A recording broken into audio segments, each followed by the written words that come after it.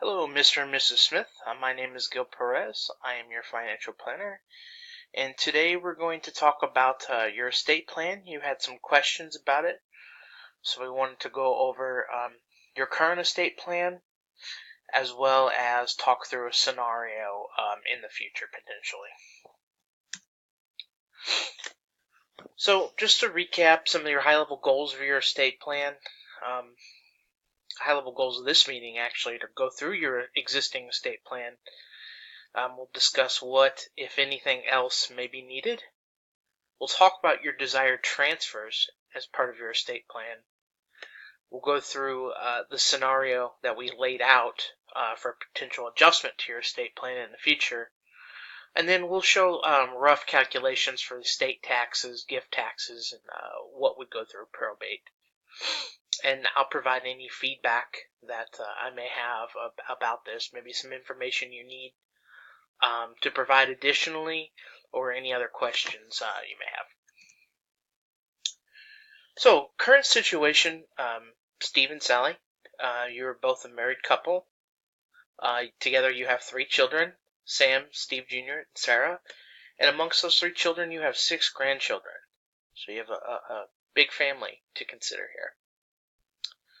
Right, so 2 things that stick out to me as part of your estate plan and some of the information that you've gathered from me is I currently do not see a will or a living will. This needs to be done as soon as possible because without a will, we can't really ensure that any of your desires will go fulfilled, right? Going through the probate process without a will would be very difficult. It would go through typically your state laws at that point, and Steve, your wishes, if they do not go fulfilled, you'll have to rely upon Sally or any of the other heirs that were to get this property to fulfill what you would like.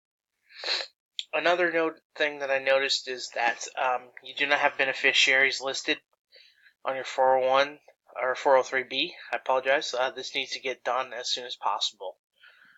You also have a beneficiary listed for your life insurance policy, but there was no mention of how much the life insurance policy is for, the basis for it, or what type of policy it is, or anything like that. So we'll need to get that information to give you a complete estate plan. Right, so let's go over your assets. Right, I'm going to go over both Steve and Sally's assets as well as the assets that you have in joint Tennessee. Right, so Steve, what you have right now is you actually have your business that's in your name, Steve's Lego Creations. It's got a fair market value of $6.3 million. Right, so doing pretty well. Also, you own stock in Cornelius Incorporated, and the fair market value of the stock that you do own is $18.5 million. So 2 very good assets there. Your 403B has roughly $2.4 million, and you own 1 car in your name worth $70,000. Sally, your assets are listed as well. So you have a 403B at $3.7 million, as well as one of your vehicles at $50,000.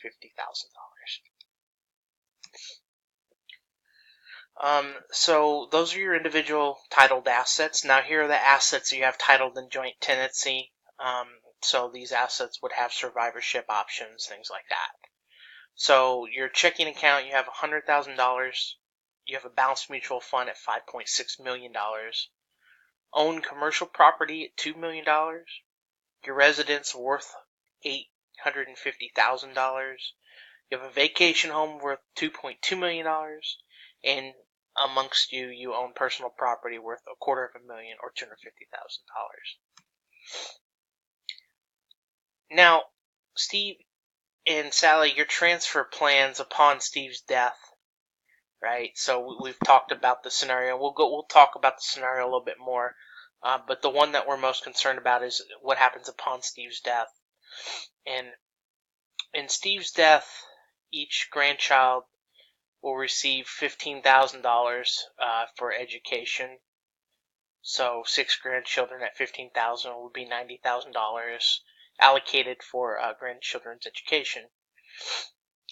And then amongst your three children, Sam will receive Steve your vehicle, valued at $70,000. And Sam will also receive a larger portion of the Lego creation business, $40,000, which would be worth a little over $2.5 million. Now, the desire is to keep the funds allocated equally amongst the children. So Steve Jr. and Sarah will receive 30% of Steve's Lego creations, which is about $1.9 million. Now, to offset the increased amount that Sam will receive, one, in the amount of the vehicle, as well as a larger interest in the company, we'll also be providing Steve Jr. and Sarah a cash amount equal to $700,000 to just make the total amount of assets transferred equal for all three children. Now, after all of these transfers occur, the residual of the estate, and this would actually be after estate taxes, fees, funeral costs, and things like that would be paid by the estate. The remainder would go to Sally, right? So Sally, you'll get what's left over after we make these contributions to the children and grandchildren. Now, we're going to spend some time talking about the scenario, and Steve, which you were to pass, right? So we'll talk about the gift taxes, what goes through probate, as well as the potential estate taxes. Right, so you can see here the the gift tax estimates listed. We have them itemized here, so you can see we give the car to Sam, the interest in the Lego company to Sam, as well as Steve's interest, Sarah's interest, as well as the cash, and the grandchildren's college money. Right, so you see that we end up giving a gift of just about $7.9 million. We subtract the annual exclusions, so the annual exclusions for 9 people, right? 6 grandchildren, 3 children. We also provide we calculate the taxable gifts as $7.7 million roughly, right? So then we go through this calculation and we take on the lifetime credit after we get our balance, and we actually have a net result of 0 total gift tax, right? So none applicable for this year. Now let's talk a little bit about, at Steve's death, where these funds will go in terms of what goes to probate and what doesn't, right? So anything titled in joint tenancy, right, has survivorship option. So, for example, the checking account, joint tenancy. Now, Steve would own 50% of that interest, right? So, for example, the checking account at $100,000, Steve's interest would be $50,000. The amount to his gross estate would be $50,000, but yet 0 of it will go to probate because it's automatically transferred to the spouse with their survivorship options. Right, you look at some of the other items here that are joint tenancy, you can see that they follow the same path, right? So that if you look in the column here where it's Steve's probate estate, they would all be listed as 0. Anything that's titled under Sally's name would also be 0 because it's not part of Steve's gross estate. You can see that the gross estate amount would be 0, and the probate obviously would be 0, and Steve's interest 0.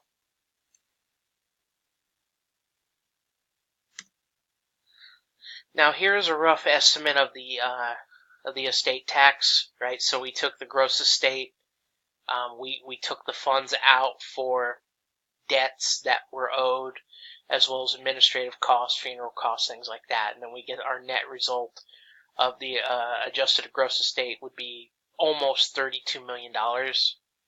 We take the marital deductions out of those, which is the amount that goes to the spouse, Sally, in that case, so it gets removed from the gross estate. We then come up with our taxable estate. We then calculate the tentative tax plus all the credits. We end up receiving at the end of it about $4.5 million in estate tax. Now, future state that we talked about it in the place where Steve were to pass away, we would want to adjust the estate plan for Sally, right? So, in Steve's will, anything that's left after the gifts have been made to the children and grandchildren, whatever is in Sally's or in Steve's estate would be transferred to Sally. And then once Sally were to pass away, an equal 1/3 portion of the remaining estate in Sally's estate would be transferred to the children. So we would make adjustments to the estate plan for that. We would want to make sure Sally's will would be written at that time, would be updated for her life-changing event, Steve's passing. We would include this verbiage in there as well. So a couple things that we need to do in this plan to make sure that we do the transfer correctly, right? So we'd recommend that Steve's Lego Creations, and this could be done actually if you wanted to do the transfer before your passing, Steve, but we could retitle the business to allow for the interest to be transferred. So we would do a common tenancy type of titling. Now, what we'd want to do is make sure that we prepare, if we end up transferring this at death, which is the plan, we want to prepare the heirs for this change in ownership. I'd recommend we do not make this a surprise to your heirs, right? So you'd have one child owning 40% and the other two owning the other 60% between them. Could create a dynamic between them, right? It could be negative, could be positive. And then also we want to make sure that these children actually do have an interest in owning the business, right? If one child has no interest in your business, Steve, is giving 30% of the business to them a good idea, right? So we just want to make sure that we think through that because it could become an issue later for the other two children who are vested owners in your business. Now, for grandchildren's education, I think that we should use a trust so that way we can allocate these funds for the education, right? Especially since the children are not of legal age, we can't transfer money to them, right? We need to put it into a trust. But even if you were to pass and they were of legal age to own, the trust would be a pretty good way to ensure that the money is going towards education expenses and not frivolous expenses like video games or anything like that. Right. An irrevocable trust would be best here. It would allow us to have estate tax benefits as well, right? So you saw the calculated estate taxes. This would allow us to reduce those. Now, in summary, what we need to do as part of our estate plan is we need to plan the transfer of this wealth to your children. Right, we need to ensure that the wills are up to date, make sure that we get the wills, a living will as well. We'll do that as soon as possible. And then in the event something changes, such as Steve's passing, Sally would need to get her will updated immediately. Life insurance was not addressed as an asset in your documentation. We want to make sure that that's included as well because it is part of your estate plan. We need to make sure we know where this goes, right? And especially if there's a beneficiary, which we have it listed as Sally, because that wouldn't go through probate as well. We also want to make sure that the heirs are capable of handling assets transferred. And all this information we received, right, we have a plan of where we want to transfer the assets. What we haven't talked about is, are they truly ready to handle these assets? Are they capable? Do we need to provide these funds in trusts or some other form of transfer? So thank you, Steve and Sally. That is all I had for you. Thank you for taking the time to discuss your estate plan, and we will be in touch.